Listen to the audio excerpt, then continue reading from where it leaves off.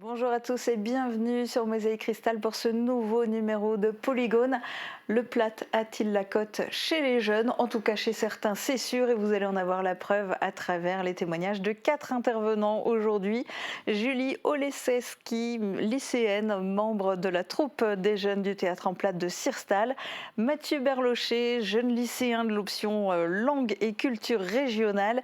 Véronique Etigofer, vous êtes l'enseignante de l'option langue et culture régionale à l'institution Sainte-Chrétienne-la-Salle à Sarreguemines, et Gabriel Oleszewski, vous êtes l'un des encadrants de la troupe des jeunes du théâtre en Platt de Sirstal. Merci à tous les 4 de participer à cette émission. Mathieu, on va commencer avec toi. Tu es en première à l'institution Sainte-Chrétienne-la-Salle à Sarreguemines et tu as choisi l'option langue et culture régionale. Dis-nous déjà, est-ce que tu as des gens qui parlent le platt autour de toi? Est-ce que tu parles le platt à la maison? Alors autour de moi, toute ma famille parle le platt. C'est d'ailleurs l'une des premières langues que j'ai entendues quand je suis né. Et donc pour moi, c'était une évidence bien sûr de faire l'option platt à Sainte-Chrétienne. Ouais, ça t'a motivé. Ouais, ça m'a motivé. C'est pour avoir des points pour le bac aussi? Bah ça en fait partie bien sûr, on peut pas le nier. Tant qu'à faire. Et toi Julie, est-ce que tu parles le platt à la maison avec des gens autour de toi, dans ta famille? Depuis que je suis toute petite, mes parents ont toujours parlé patois avec nous, entre eux, mes grands-parents aussi, donc ça a toujours été une langue bien parlée à la maison. Pas seulement entre eux pour cacher certaines choses aux enfants? Ça arrivait déjà, mais à partir du moment où on a commencé à comprendre, ils ont vu que ça ne fonctionnait plus. Et du coup, ils se sont mis à parler en platt avec vous aussi? Oui. Et malgré ça, toi, tu n'as pas choisi l'option langue et culture régionale. Pourquoi? Non, parce que j'ai préféré garder ça dans un cadre extrascolaire et pas à l'école vraiment. D'accord. Ça doit vous faire réagir, Véronique Etigofer. Est-ce que c'est un regret pour vous qu'une élève comme Julie ne choisisse pas l'option langue et culture régionale? Oui, c'est un grand regret parce que chacun apporte sa petite pierre à l'édifice, sachant que la promotion du patrimoine et de la découverte culturelle et de la curiosité que peuvent avoir les élèves sont une force pour le cours et une force pour tous les projets que nous mettons en place. Dans votre établissement, est-ce que l'option affiche complet à peu près tous les ans, ou bien est-ce qu'au contraire, vous avez du mal à recruter des élèves pour cette option? Cela dépend des années. C'est-à-dire que certaines années, je peux monter jusqu'à 20 élèves qui participent au cours. Alors ce sont seconde, première, des élèves de seconde, de première et de terminale. Et cette année, on en a une petite dizaine. Donc c'est pas variable. C'est variable. Ben oui, mais je fais ma publicité. En fait, ce qui empêche plus ou moins les jeunes, on va dire, de le pratiquer, ou au moins d'avoir la curiosité d'aller voir, c'est qu'ils sont persuadés que c'est obsolète, que c'est dépassé, que c'est has-been, alors que ce n'est pas ça du tout. C'est une découverte, et je pense que le groupe qui vient vraiment pour le faire, il s'y donne vraiment à fond. C'est une découverte renouvelée pour moi aussi, tous les ans. Donc il n'y a pas forcément suffisamment en quantité, mais il y a la qualité. Tout à fait. Tout à fait. Bon, c'est déjà pas mal. Et cette option, elle s'adresse à qui? Est-ce que c'est réservé à des élèves qui ont déjà des bases solides en platt? Alors nous avons cette année des élèves qui sont soit francophones, qui veulent découvrir par curiosité. Nous avons des élèves bien évidemment dialectophones, donc ils le connaissent de par leur environnement familial. Et nous avons également des élèves sarrois qui veulent aller plus loin et qui veulent voir le comparatif entre le sarrois et notre dialecte trédan. Le fameux Saarländisch. Le fameux Saarländisch. Et Gabriel Oleszewski, vous n'avez pas essayé de convaincre votre fille, parce que bon, les téléspectateurs ont sans doute bien compris, vous avez le même nom de famille, vous êtes père et fille. Vous n'avez pas essayé de la convaincre, votre fille, de faire cette option, langue et culture régionale? Non, je n'aime pas trop forcer les choix de ma fille, quoi. Je veux qu'elle soit libre de ses choix, même dans l'option platt, malgré qu'elle pratique le théâtre depuis de nombreuses années au sein de notre troupe de Sirstal. Et alors pour le théâtre, comment ça s'est passé? Vous l'avez enrôlée, entre guillemets, ou bien c'est elle qui a voulu? Non, lors des répétitions, je les emmenais de temps à autre, et puis d'un seul coup, elle voulait se joindre au groupe, et c'est ainsi qu'est partie cette histoire de théâtre entre Julie et le platt aussi. C'est toi qui as dit un jour à ton père « je veux » Tout premier rôle, ça a été figurante dans une pièce qui se déroulait dans un tribunal. Et après, je me suis dit que je voulais aussi jouer avec les autres. Ok. Et du coup, tu as joué notamment cette année dans une pièce qui s'appelait comment? C'est plus non. C'est Patrick Luxus Hotel. Voilà, Patrick. Ça va. Bon, il est pas dur en plus le titre. Non, mais... Et ça parle de quoi cette pièce? Donc, c'est la suite de la pièce de l'année dernière. L'année dernière, elle se déroulait sur un bateau qui, à la fin, avait fait naufrage. Et donc, cette année, les vacanciers du bateau se sont retrouvés dans un hôtel un petit peu... où il se passait des choses dérangeantes, un peu hantées comme ça. Ok, et bien on va en regarder un court extrait. Wir haben ein Auto geliehen. B-E-M-E-W-E.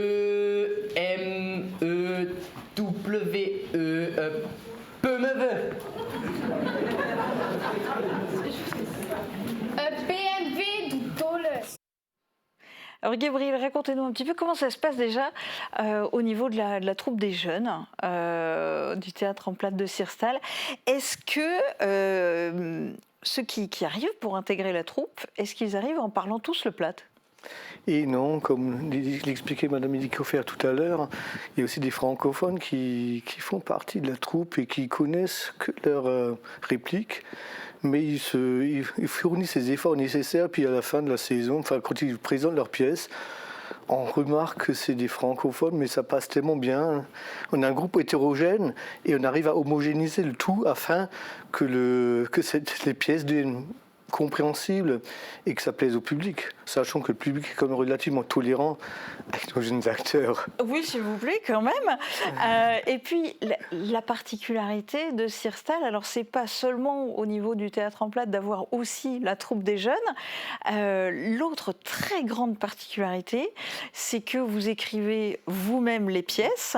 Alors, du coup, au moment de l'écriture, est-ce que les auteurs tiennent compte, entre guillemets, du niveau de plate des comédiens et en particulier des jeunes? Tout à fait, on tient compte des capacités de chaque acteur et pour qu'ils prennent plaisir, qu'ils ne soient pas frustrés et qu'ils puissent s'exprimer pleinement sur scène. Donc on essaie d'adapter la difficulté des répliques aux capacités de l'acteur.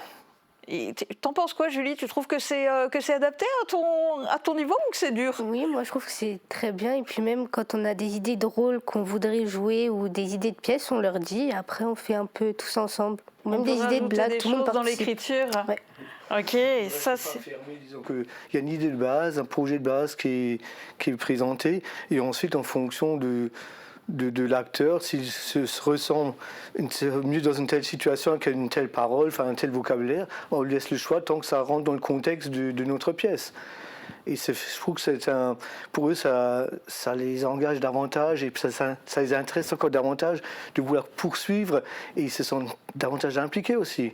Parce que nous, on n'est pas une école, nous fait ça pour le plaisir, pour leur plaisir à eux aussi, parce qu'on veut transmettre ce patrimoine linguistique à nos jeunes. Et s'il y a trop de contraintes, je pense qu'à un moment donné, ils risquent d'abandonner. Ouais, donc il faut garder ce plaisir-là. Et en plus, l'atout qu'on a, c'est le théâtre. Il faut dire qu'apprendre une langue, je peux en dire une langue, parce que pour moi le français, non, c'est une langue. Hein. Apprendre cette langue par le théâtre, je trouve que c'est magnifique. Pouvoir s'exprimer sur scène et puis je trouve, non, franchement dit, on essaie de trouver un juste milieu et puis ça fait maintenant 18 ans que nous avons cette troupe et puis nous disposons toujours de 10 acteurs à peu près et je trouve que ça prouve quand même que ce que nous faisons ça tient la route et que les jeunes adhèrent à notre manière de travailler aussi. Vous arrivez à trouver du monde. Alors Julie, raconte-nous un peu, alors toi c'est peut-être particulier parce que finalement tu as fait ton entrée petit à petit dans la troupe en suivant ton papa, en étant, tu le disais, d'abord figurante, mais comment ça s'est passé de te retrouver tout d'un coup avoir un rôle au théâtre en plate? Donc au départ c'était un petit rôle étant donné que c'était ma première année. Donc au début, comme pour tout le monde, il y avait le stress d'apparaître sur scène devant des gens, mais après on s'amuse sur scène, il n'y a jamais eu de stress ou quoi par rapport à nos répliques, donc on s'est toujours bien fait. Moi ça allait bien, c'est bien allé. Qu'est-ce que tu as comme anecdote à nous raconter? Je suis sûre que tu en as plein. Oui, souvent ce qu'on fait c'est qu'on rajoute des choses à la dernière minute, des blagues. On les rajoute juste avant de passer sur scène, mais ça s'est toujours très bien passé. ça a toujours fait rire les gens. Bon, après, papa est le deuxième encadrant, c'est... L'encadrant, parce que nous sommes Oui. prévenus en dernière minute et puis on mais prévenus se quand retrouve même. dans le fait accompli. Ben, effectivement, mais ça a chaque fois réussi, donc tant mieux. C'est toujours bien passé. Des fois, il y a souvent des imprévus aussi. Par exemple, une fois, on faisait une pièce dans un hôpital. On avait une chaise roulante sur la scène. Et donc, quelqu'un s'assoit dessus et la chaise, elle bascule en arrière. Donc, il est tombé en arrière avec. Donc, forcément, nous, on a tous eu peur, mais ça a fait vraiment rigoler les gens, même si c'était pas prévu. Oui, il faut savoir rebondir. Et alors là, du coup, c'est du théâtre en plate. Est-ce que tu penses que ça t'aurait intéressé de la même manière si ça avait été du théâtre en français? Est-ce que tu fais aussi du théâtre en français? Non, je fais pas de théâtre en français, mais ça aurait pu m'intéresser, je pense, si j'avais pas déjà fait ça. Bah, pour une anecdote, la première pièce que nous avons jouée à l'époque, c'était en français. Ah ouais. Et oui, on avait commencé par une pièce en français, c'était un conte, Le voyage d'Anastasia, et c'était en 2007. Et puis en 2008, c'est la première fois que nos jeunes sont montés sur les planches avec une pièce en patois, suite à leur demande. Parce qu'ils voulaient faire comme les adultes, utiliser le même vocabulaire. Donc c'est une transition qui a été faite parce qu'on a toujours eu l'intention à l'époque de faire jouer nos jeunes en patois, parce qu'on voulait quand même transmettre ce patrimoine. Et puis ça s'est fait tout seul. Et Donc c'était finalement, une transition leur demande, quoi. surprenante. Et puis pour nous, ça faisait très plaisir. Et puis depuis maintenant 17 ans. Donc la première année, on avait joué en français. Et Julie, avec les autres jeunes de la troupe de Sirstal, est-ce que, alors bien sûr quand vous êtes sur scène et en répétition, mais en dehors du théâtre pur, est-ce que ça vous arrive de parler en plate entre vous? Oui, ça arrive entre les pièces, oui. C'est assez courant même. Ah, c'est bien ça. C'est rare. T'as d'autres jeunes avec qui t'as l'occasion de parler en plate ou seulement ceux de Sirstal? Non, seulement ce Sirstal. Ok, c'est votre petit club à vous. Oui, voilà. Et ça, Il y a très peu de jeunes qui pratiquent encore le plax aussi. Donc à l'école, dans un cours de récréation, on n'a plus ce moyen de pouvoir communiquer, quoi. bien sûr, bien sûr. Les SMS en plate, t'as déjà essayé aussi ou que quand il s'agit de parler? Sur le groupe La Famille, peut-être, mais pas avec d'autres gens. Parce que c'est déjà une chose de le parler, c'en est encore une autre de l'écrire. Hein. Et ça, c'est vrai. Ouais. Et Mathieu, quand t'entends ça, est-ce que ça te donnerait pas envie de faire du théâtre en plate? J'ai déjà fait du théâtre en français quand j'étais au collège, plusieurs années. Je dois dire pourquoi pas, ça pourrait m'intéresser, ça permettrait de le parler plus souvent parce que je le comprends très bien. Mais je dois dire que parler, c'est encore un petit peu un problème pour le moment. Et alors du coup, justement, autant je demandais à Julie si elle parlait avec les jeunes de la troupe de Sirstal en plate en dehors de l'activité théâtre. Toi, avec tes camarades de l'option langue et culture régionale, est-ce que en dehors de l'option, ça vous arrive de parler en plate? Ça peut nous arriver, oui. Des fois, c'est surtout en fait mélanger français et plate. C'est pas que parler plate, mais c'est commencer une phrase en français et la terminer en plate. C'est surtout ça. Et les SMS en plate, tu maîtrises? Non, ça j'ai pas essayé encore, je veux dire. C'est chaud, hein. C'est vraiment, vraiment chaud.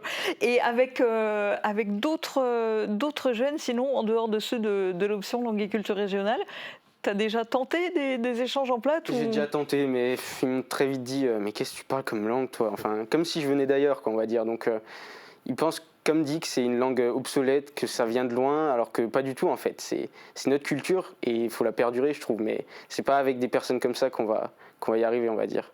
Bon, mais il y a d'autres moyens, on va en parler, mais on va d'abord t'écouter parce que le plate, tu le prononces très bien. Tu dis que tu le parles pas très bien, mais c'est pas vrai. En tout cas, tu le prononces super bien. Et on va regarder un extrait d'un récit de Jean-Louis Kieffer que tu as enregistré en vidéo. Wenn der Schulmeister uns dies erzählt hat, haben wir uns de Furcht voll gelacht. Will der uns unsere Sprache vertreiben? Und der hat uns unsere Sprache vertrieben. So ist dies passiert. Wenn ich am nächsten Tag in der Schule gekommen bin, da ist mitten auf meinem Tisch ein dicker Knopf gewesen. Was ist das da? Der Schulmeister hat mir gleich Bescheid gesagt. Du hast den Knopf. Der Erste, wo du hörst Blatt retten, redet den Knopf. Und der, wo morgen in die Schule kommt mit dem Knopf, wird gestraft. 100 Mal muss schreiben. Die Franzosen reden Französisch. Also mach, dass du den Knopf loskriegst. Alors Véronique Etigofer, cet enregistrement, c'était dans le cadre d'un projet d'ampleur avec pas mal d'étapes. Il faut que vous nous racontiez tout ça. Oui, alors le tout a commencé avec les services culturels de la mairie, avec Hervé Atamagnou qui nous a contactés pour nous dire, écoute, voilà, on a un projet, est-ce que ça vous intéresse? Donc on en a discuté avec les élèves et les élèves ont tout de suite adhéré. Le projet étant de participer au Printemps des poètes. Printemps des poètes qui fait partie du festival Mireille de Platte. Et donc, nous avons rencontré 2 poètes, à savoir Sabine Göttel, une Sarroise, et Jean-Louis Kiefer, qui parle le francique mosellan. Et nous avions comme charge de travail, on va dire ça, de retranscrire leurs œuvres en francique rhénan. Donc c'était un travail de longue haleine qu'on a fait par petits groupes.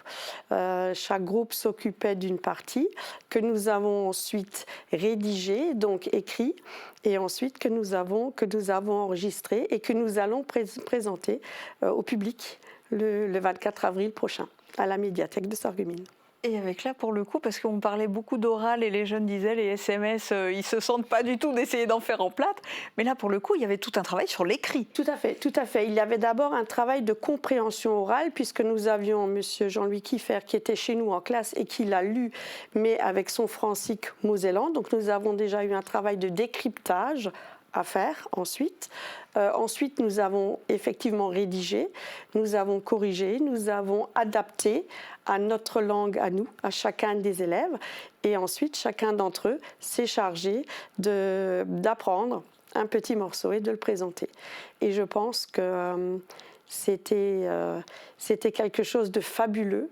Ils ont absolument adhéré. Ils étaient tellement investis dans cette traduction que je pense que si c'était à refaire, les yeux fermés, on le referait.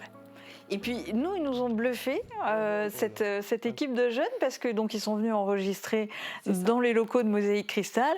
Et finalement, à chaque fois, dès la première prise, c'était bon. Alors parfois, par principe, on en a fait refaire une deuxième ou une troisième pour avoir un peu le choix. Mais incroyable, et y compris devant la caméra, c'est pas si facile, ça, Mathieu. Non, c'est pas si facile, c'est vrai, mais disons voir que vu que je joue déjà du piano, j'ai un peu l'habitude au niveau du stress, être devant des gens, donc. Et puis c'est une langue que j'aime, donc ça ne pose pas de problème. Ok. Alors, ça c'était le programme quelque part dans le cadre de cette action particulière. C'est ça. Et sinon, de manière générale, tout au long de l'année, c'est quoi le programme en langue et culture régionale ? Alors il faut savoir que c'est reconnu comme une langue LV-C, c'est-à-dire ce qu'on appelait dans le temps la langue LV3. Donc nous développons la lecture, la compréhension, l'expression et l'écriture. Mais ça n'a absolument rien à voir avec un cours traditionnel parce que notre langue, elle est si particulière et si riche que nous fonctionnons essentiellement par projet. En règle générale, on arrive à construire 2 projets par an. Alors l'année dernière, c'était par exemple faire une représentation du conte de Noël devant public, ou alors c'était d'inventer un jeu de loi en plate, avec le règlement complètement en plate. Et nous avons, pour voir si notre jeu fonctionnait, invité les parents et les grands-parents lors d'une après-midi récréative, entièrement en plate, pour voir si effectivement nos questions étaient judicieuses. Questions relatives évidemment au patrimoine et à la langue locale. Et puis vous le disiez, c'est une langue très particulière. C'est une langue qui est très imagée aussi. Il y a énormément d'expressions, de choses qui peuvent faire rire, du coup forcément au théâtre aussi, mais même dans la vie de tous les jours. C'est extrêmement imagé parce que ça, c'est une partie que nous n'avons pas encore travaillée, mais que nous allons y arriver prochainement. C'est-à-dire qu'on a dans l'environnement, dans notre vie quotidienne, dans ce qu'était la vie quotidienne des personnes. On était énormément comparés à des animaux. Alors il y a des tournures très riches avec des comparaisons d'animaux divers et variés de la ferme parce que c'était ce qu'on avait sous la main et c'était ce à quoi on pouvait éventuellement, à bien ou à mal, être comparé. Et pour vous aujourd'hui, qu'est-ce que ça représente le plate ? Mes origines, ma vie, tout ce que je voudrais garder, tout ce que je voudrais absolument défendre, parce que j'estime que nos racines, nous sommes particuliers. Il faut absolument cultiver ce que nous sommes, parce que ça nous donne quelque chose que personne d'autre n'a et que nous seuls pouvons défendre. Personne ne le défendra pour nous. Donc, si je peux trouver des élèves, n'en serait-ce que 1 ou 2 ou 3 ou 10, c'est parfait. Il faut garder ce projet, c'est magnifique. Et pour vous, Gabriel, ça représente quoi le Platt aujourd'hui? C'est vrai que ça représente nos racines, un art de vivre, un savoir-vivre différent par rapport à ce qu'on peut imaginer dans l'intérieur de la France, quoi, hein. C'est une civilisation qui est passée par là, qui a laissé une empreinte, qui a laissé ce vocabulaire, qui a laissé cette manière de parler. Et surtout, comme dit, ce que ça représente pour moi, c'est pour le transmettre, vouloir le transmettre aux jeunes, pour que ça perdure, pour qu'on puisse toujours dire que dans 30 ans, on va encore retrouver le Platt, voire dans 50 ans, il faut se battre, malgré que nous ne sommes peut-être pas assez nombreux pour se battre encore pour le moment, ce qui est un peu dommage, parce que bon, ça fait quand même partie. Moi, je me rappelle comment je suis à l'école, je parlais le Platt avant le français, et ça date il n'y a pas si longtemps que ça. Donc, on voit en peu d'années, en quelques décennies, comment ça peut changer, puis ce serait dommage que ça se perde. C'est de là que vient l'histoire que nous présenterons au public. Le texte qui s'appelle De Knop, en fait, c'est un bouton qui était transmis en 1956 aux jeunes écoliers de chez nous, à qui on interdisait de parler leur langue maternelle. Et celui qui, en dernier, avait ce bouton le soir, devait rester chez le maître d'école et écrire 100 fois à la craie « Je suis français, je parle français ».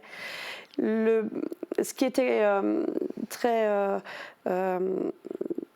fallacieux à l'époque, c'est que le maître voulait absolument avoir un élève le soir qui écrive, et le but du jeu de chaque élève était de se débarrasser du bouton. Donc, il a mis en place un système de délation où les élèves se dénonçaient les uns envers les autres pour ne plus avoir ce bouton. Et en l'espace de 15 jours, 3 semaines, le bouton ne tournait plus. Et bonjour l'ambiance. Oui, et bonjour l'ambiance. Les enfants ne se parlaient plus, puisqu'ils ne devaient parler qu'en français. Alors le maître a bien insisté qu'il fallait le parler dans la rue, à la maison et même avec la grand-mère, qui n'y comprenait d'ailleurs rien. Et alors toi, Julie, la pomme, est-ce qu'elle est tombée loin de l'arbre ou pas? Le Platt, qu'est-ce que ça représente pour toi aujourd'hui? Pour moi, ça représente une langue qui a toujours été dans ma maison, enfin j'ai toujours entendu. Et donc oui, j'aimerais aussi continuer à parler la langue pour faire perpétuer la tradition, après peut-être avec mes enfants ou pour continuer tout ça. Et toi, Mathieu? C'est un art de vie, c'est une empreinte, et c'est très important de la conserver, parce que durant mes 2 ans de Platt bientôt, j'ai quand même appris que le Platt c'était la base de l'allemand, et donc l'allemand c'est une langue quand même parlée juste à côté de chez nous, et de se dire qu'en fait s'il n'y avait pas eu le Platt avant, l'allemand n'existerait pas, c'est super important. C'est pas juste une langue oubliée, c'est une langue qui a donné naissance à une autre très importante, donc c'est infaisable de l'oublier pour moi. C'est inconcevable. Et Julie, à l'instant, disait elle aimerait bien le transmettre aussi à ses enfants.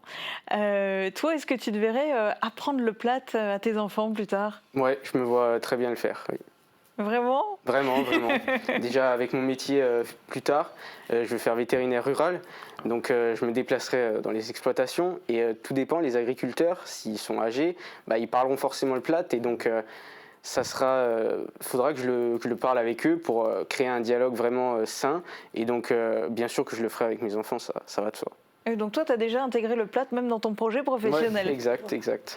Ça doit être super rassurant, valorisant aussi pour la prof que vous êtes. Oui, c'est très valorisant, et en fait ils découvrent tous des facettes différentes, que ce soit notre côté linguistique, notre côté culturel, notre particularité culinaire, et en fait ils arrivent tous à se projeter dans l'une ou l'autre facette de la langue, et je suis persuadée qu'ils le réutiliseront.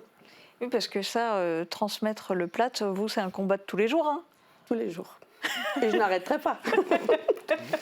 c'est un combat parce qu'on ne se bat pas à armes égales, c'est-à-dire que effectivement, comme on perd très peu de gens, des enseignants, il y en a très peu, il y en a beaucoup trop peu à mon goût, et il faut valoriser absolument le travail des élèves, c'est-à-dire que on ne peut pas faire un cours traditionnel comme on fait d'habitude en langue, mais il faut trouver des projets, des projets qui donnent envie aux élèves, des projets, ce que nous faisons d'ailleurs ensemble.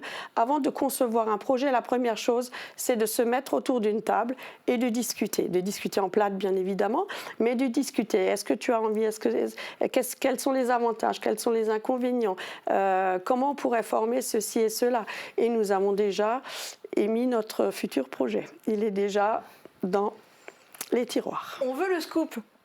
Alors, Mathieu, je te laisse le scoop. Et donc on va faire un flyer qui va présenter l'histoire de notre école. On va le faire en français, en allemand et en plate bien sûr. Et donc on va se rendre aux archives municipales de Sarreguemines pour trouver des photos, des témoignages, des textes qui parlent de notre école, parce qu'elle a quand même eu un passé très riche. Et ce flyer il sera déposé en mairie et à l'office de tourisme de Sarreguemines. Joli projet. Voilà. Ça ne manque pas d'imagination. Et si on revient à ce combat de tous les jours, c'est aussi un combat que vous menez. Oui, tout à fait. Hein. Moi, c'est dans un autre cadre, c'est par le théâtre que j'essaie d'intéresser nos jeunes aux plates. Quoi, hein. Donc notre troupe, elle est ouverte à d'autres jeunes aussi qui veulent s'y joindre. Pour le moment, il y a eu quelques-uns qui sont joints des villages voisins, ce qui est déjà pas mal. Mais on aimerait davantage. Il y a des jeunes qui ont fait partie de notre troupe de théâtre, qui ont rejoint la troupe des adultes, ce qui est aussi gratifiant. Ils ne sont pas nombreux, mais il y en a comme déjà 2. Et puis, on va continuer à se battre pour espérer trouver autre chose à un moment donné, peut-être se diriger à une autre voie pour attirer davantage de jeunes à s'intéresser à cette langue. Et de manière générale, quel est le regard que vous portez sur le rapport aux plates qu'a la jeune génération? Parce que là, on a vu les exemples de Julie et de Mathieu, mais qui sont quand même atypiques, qui ne sont pas le reflet de la majorité de la jeune génération, malheureusement sans doute. Alors du coup, de manière générale, quel est le regard que vous portez sur cette génération et son rapport aux plates? Ça risque d'être très dur. Il ne faut pas se leurrer. Hein. On voit ce qui se passe. Pour vous, peut-être encore mieux que moi, parce que moi, j'ai toujours un groupe qui, 19 jeunes qui sont là, qui sont intéressés, qui viennent pour s'amuser. Mais si on se projette vraiment dans les années à venir, je vois que nous, maintenant, notre troupe, le plus jeune actuellement, il a 12 ans. La plus âgée, c'est 16 ans. Je me suis déjà posé la question, dans 5-6 ans, que ferons-nous? Je ne sais pas du tout. Et vous les acceptez à partir de quel âge? Qu'ils soient un peu en âge de comprendre quand même. Bon, la plus jeune que je n'avais, c'était Agathe, qui a joué à l'âge de 6 ans, qui a commencé à 6 ans. Wow. C'est la sœur de Julie, qu'on a pu voir avant ce reportage. Et voilà, donc, on va continuer à se battre. Peut-être qu'une porte va s'ouvrir à droite ou à gauche, qu'on pourra peut-être demain, qu'on pourra attendre un jeune qui voudra quand même, qui n'ose peut-être pas, parce que ça paraît peut-être ringard ce qu'on disait avant, quoi, hein, au niveau des jeunes, qu'ils ne comprennent pas pourquoi parler cette langue ça ne les touche pas, nous ça nous touche, donc pourquoi inviter des jeunes, même maintenant au niveau de Mathieu ou de Julie, de parler, de voir des jeunes qui seraient peut-être intéressés, mais de les aborder une fois en plate pour voir comment ils réagissent. Il faut faire des petites actions pour, à un moment donné, atteindre un objectif et peut-être se diriger à d'autres projets. Je pense que faut battre le fer. Il faut battre le fer tant qu'il est chaud. On n'a pas le choix. Parce que lorsque c'est refroidi, c'est fini. C'est ça. Et il n'est plus tellement chaud que ça non plus d'ailleurs en ce moment. Non, ça c'est vrai aussi. Mais comme vous disiez, les petites actions, participer au festival Mairie de Plate ou faire des actions, ne serait-ce que des cafés clatch. Nous en organisons 2 à 3 par an. Avec les grands-parents, le fait de l'utiliser, de savoir qu'on peut échanger, qu'on peut même s'amuser avec ça. En fait, il faut que ce soit ludique. Ce n'est pas, c'est pas que ça ne doit pas être une charge, ça ne doit pas être quelque chose de lourd à porter, mais quelque chose que je peux découvrir. Les jeunes, par exemple, c'était très drôle parce qu'un de nos projets était d'aller filmer leurs grands-parents lorsqu'ils faisaient une recette locale. en plate, évidemment, et ensuite ils l'ont projeté en groupe classe. Mais ce sont des petites choses qui font qu'il faut le maintenir. Alors, il est vrai que je demande toujours à mes élèves, vous êtes les meilleurs ambassadeurs. Allez-y. Et je pense qu'il faudrait peut-être plus d'émissions où on fait participer les jeunes. C'est ça. Parce que c'est quand même l'avenir. C'est très bien quand il y a des adultes qui sont là, qui parlent pas, qui posent des projets. Je suis entièrement d'accord, ça fait partie, mais il faut inclure nos jeunes. Parce qu'à un moment donné, si les adultes, si ça ne se transmet pas, ben, ce serait dommage, c'est le travail en main. Donc... Alors on va les mettre à contribution les jeunes, mais vous aussi d'ailleurs. On va finir avec une expression ou une phrase en plate. Si vous deviez en choisir une, ça serait quoi? Mathieu, ton expression favorite ou la phrase en plate sur laquelle tu aurais envie de finir, ça serait quoi? Ich wünsche euch gute Rutsch. Ok, tu vas traduire pour les non dialectophones. Et ben, je vous souhaite tout ce qu'il y a de meilleur pour vous. Voilà. Julie? Pas vraiment d'idée, mais peut-être une blague au théâtre. Du coup, dans la pièce qui m'avait bien fait rire. Donc, c'était ma sœur qui parlait à quelqu'un d'autre et elle disait Vater an der Kopf und so 88 die Dumet Morti. Et ça veut dire? Ça, justement, c'est une des blagues qu'on ne peut pas traduire. Mais oui, c'est ça. Il y a plein de jeux de mots et toutes ces tournures d'esprit qui peuvent fonctionner dans une langue, et là, en l'occurrence, en particulier en plate, et pas forcément en français. Ce serait quoi votre expression favorite ou la phrase sur laquelle vous auriez envie de finir? Comment on redet plat mit uns. Venez vers nous et peut faire parler le plat avec nous. Kopf hoch, weil der Hals noch so dreckig ist. Et ça signifie? Alors, ça veut dire qu'il faut maintenir la tête hors de l'eau. Ah, hors de l'eau. Il faut oser, il faut y aller. Il faut y aller et il faut se lancer en plate. Et ben merci beaucoup en tous les cas à tous les quatre d'avoir participé à cette émission et d'être de si bons ambassadeurs du plate. Bravo à tous et très bonne journée à tous. Tchuss.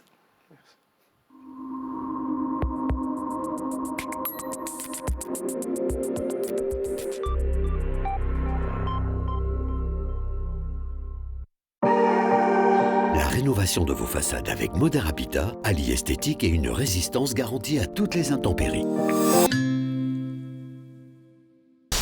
Radio Studio 1, 105.8. Toute l'énergie du 80 pop rock, toute l'info locale et encore plus à Beach, à Sarreguemines et partout où vous êtes. Radio Studio 1.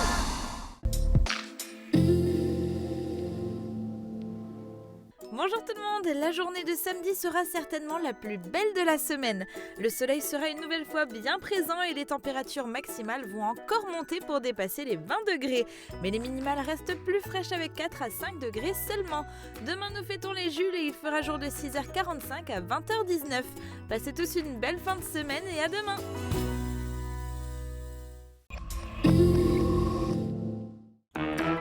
Plus 1 euro? Mais sérieux? Ah oui, c'est du sérieux. Le menu bon et pas cher Evolu. Pour 1 euro de plus, remplacez votre 4e produit par un plus copieux. Ben alors, qu'est-ce que vous attendez? Venez en profiter au nouveau restaurant Burger King de Rohrbach-les-Beach. Burger King. Redécouvrez votre Intermarché de la Citadelle à Beach. Et pour l'occasion, c'est Pâques à tous les rayons. Retrouvez une grande sélection de délicieux chocolats, mais également notre boucherie avec un large choix de viande d'origine France, sans oublier notre rayon poissonnerie. Intermarché, tous unis contre la vie chère. Pourquoi avoir choisi le nom La Passion de l'audition ? À La Passion de l'audition, nous sommes passionnés par notre métier, mais pas que. Nous intervenons aussi bénévolement pour des missions nationales et internationales. Et en plus, nous sommes membres actifs de l'association Audition Solidarité depuis plus de 15 ans.